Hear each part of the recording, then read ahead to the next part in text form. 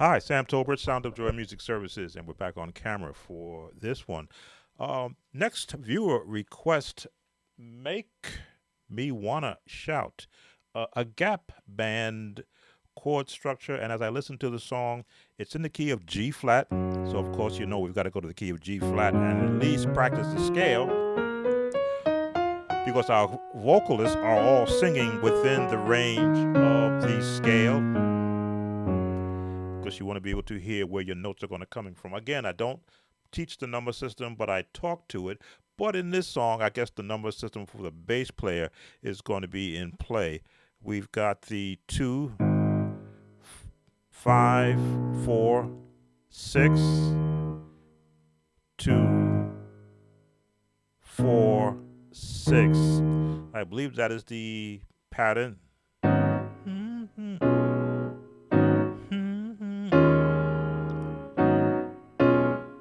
Oh, there it is. It'd be the 3. Again, I don't like the number system. 4, 6, 2.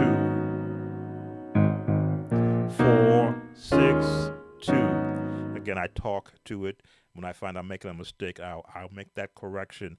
But I look at the actual chords that are built to support what the song is doing.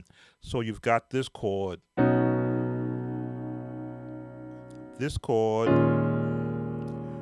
then this chord. Now I'm gonna air a little bit of it because primarily those are the 3 primary chords other than the musicians doing some runs.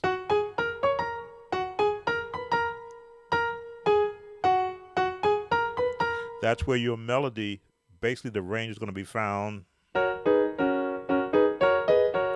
Choir vocals are in that range, so your chord's going to be here. Again, when you do this 4, that's not a 4 chord. That's a 4 chord, but because that's what's crossing me up. When I talk 4, I'm thinking 1, 2, 3, 4, but it's no. This is the chord that's being used in the 4. 6, that's not a 6 chord. 1, 2, 3, 4, 5. That's not a 6 chord in the chord family of the G flat scale, but in an R&B family, it is.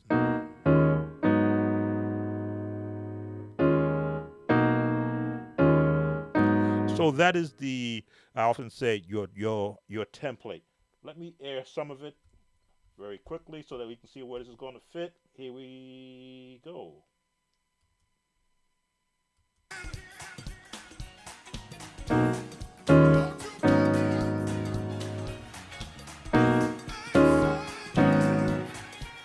Okay, that's all I can air. I have to play over it so that I can confuse the AI of YouTube from listening. So I'm standing.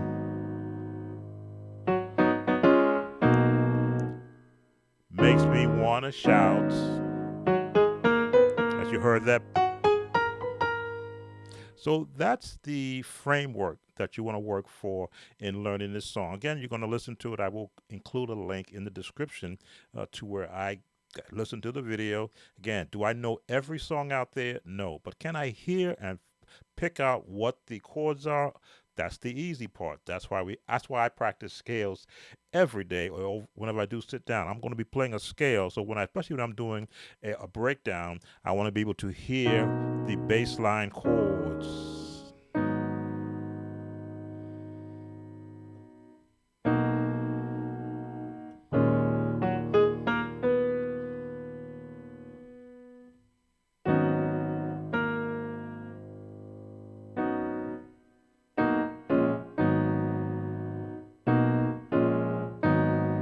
So again, you have to almost be into the song to really get the feel for how to drop these chords. Let's see if I can pull up a drum beat that will give us something to work with. Give me a chance to find a nice R&B type drum beat. Let's try this one. Let me see.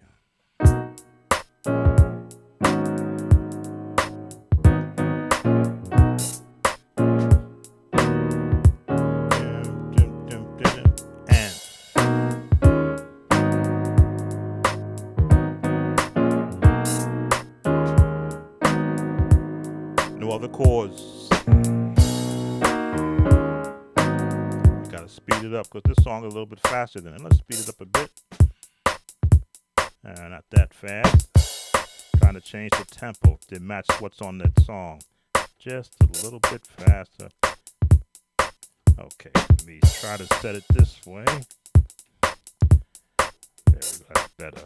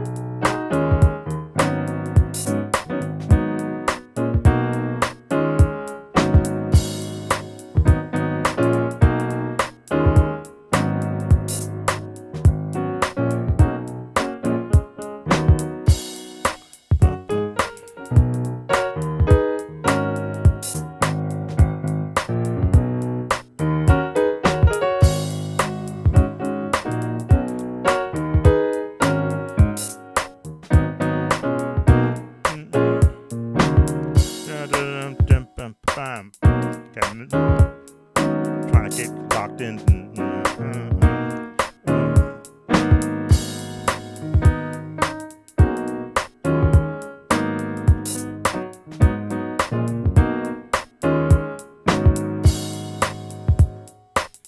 Now, if I were writing the chords, I would add some more in there.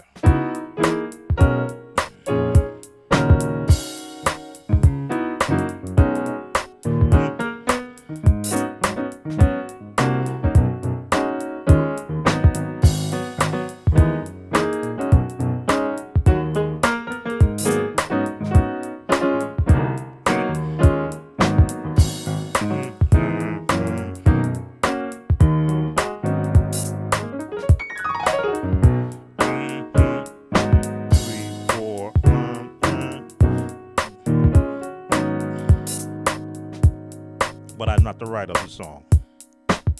I didn't write this song. So, but that's the bass line of the chords. Now, I was trying to listen to hear if there's anything different. What they did was they just did a repeat. This is later on in the song. The 6 to the 4. So, excuse me, 6. 1, 2, 3, 4, 5, 6. 6 to the 2. Again, I don't like the number system, but I have to talk to it so that I don't leave anybody out who does like the number system. So let me see if I can pull up where they're doing those chords. I believe that's around the middle.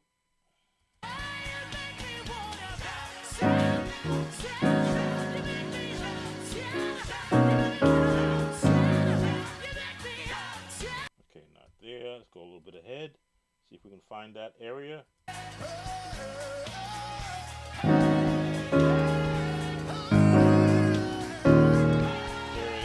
Yeah, that's about That's about 2/3 of the way in.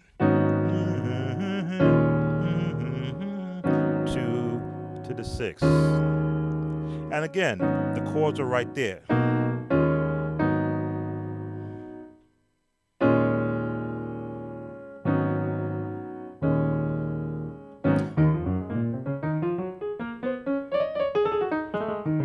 Almost like the E flat minor scale.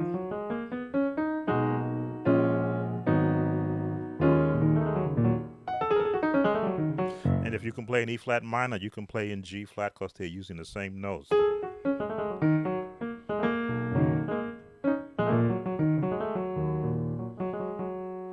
All those chords.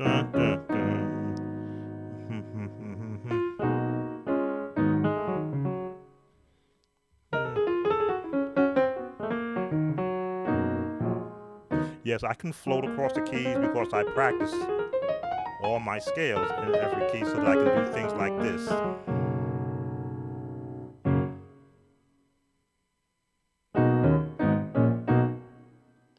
And I believe this is where we left off. Just make sure.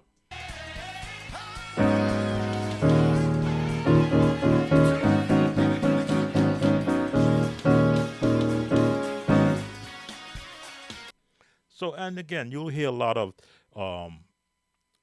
additional music in the background.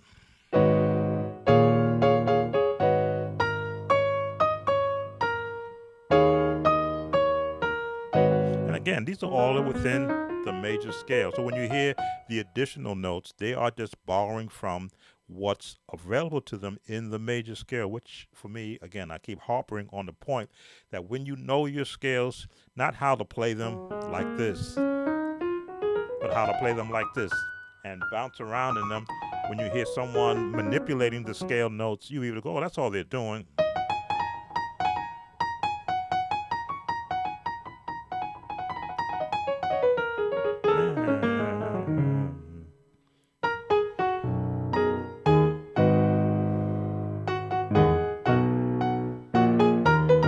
That's all it is, scale notes.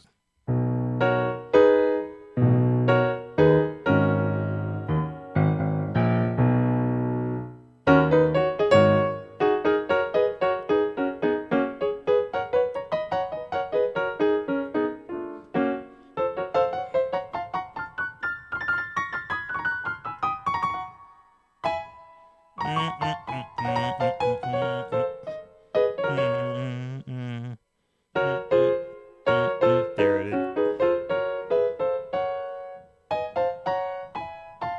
Once you have a familiarity of what you can practice, you bring that into your playing. Okay, so there's no more chords that I can share. If I was going to give you more fatter chords, they'd be here.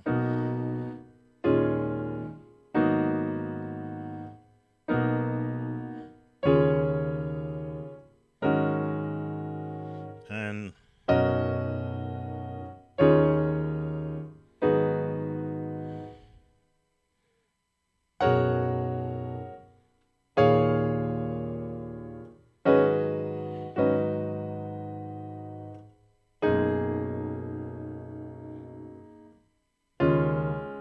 there we go. And all that I'm giving you is some additional chords that which you can branch out to, because these chords can become monotonous over time. Sam Tobin, Sound of Joy Music Services. On to our next viewer request. As you can see in the background flashing. Subscribe, hit that notification bell, and of course, leave a comment. See you on the next viewer request. Take care.